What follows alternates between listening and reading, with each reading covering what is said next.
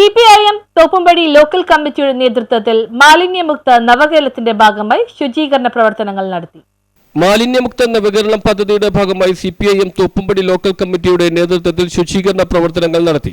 Area committee അംഗം AK Anoop Kumar അധ്യക്ഷത വഹിച്ച ശുചീകരണ പരിപാടിയിൽ KJ മാക്സി MLA ഉദ്ഘാടനം ചെയ്തു. മണ്ണും അക്ഷരങ്ങളും വായുവും ഒക്കെ ശുദ്ധീകരിക്കുന്നതിന് വേണ്ടിയിട്ട് ഒരു മാലിന്യമുക്ത നവകേരളത്തിനായിട്ടുള്ള പ്രവർത്തനങ്ങൾ ഹരിത കേരളത്തിൻ്റെ ഭാഗമായി പ്രവർത്തനം ആരംഭിച്ചത് 10 വർഷം കഴിക്കുക. ഈ അവസരത്തിൽ നമ്മുടെ സംസ്ഥാനം രാജ്യത്ത് എല്ലാ മേഖലയിലും ഒന്നായി മുന്നോട്ട് പോകുമ്പോൾ ഒരു മാലിന്യമുക്ത കേരളമായി പ്രഖ്യാപിക്കാൻ വേണ്ടി നമുക്ക് കഴിയുന്ന ഇതിലേക്ക് നമ്മൾ ആരംഭിക്കുക.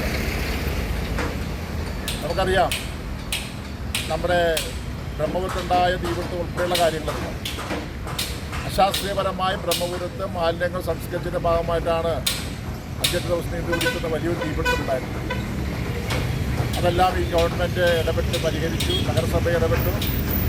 ബ്രഹ്മപുരത്ത് ഒരു CNG bio plant local committee secretary Soni K Francis, area committee അംഗം KP പ്രതാപൻ, ഏരിയ കമ്മിറ്റി അംഗം K Ajesh, Janadhipathya Mahila association area secretary Nisha Jolly, Mahila association local secretary Soumya Gireesh തുടങ്ങിയവർ സംസാരിച്ചു.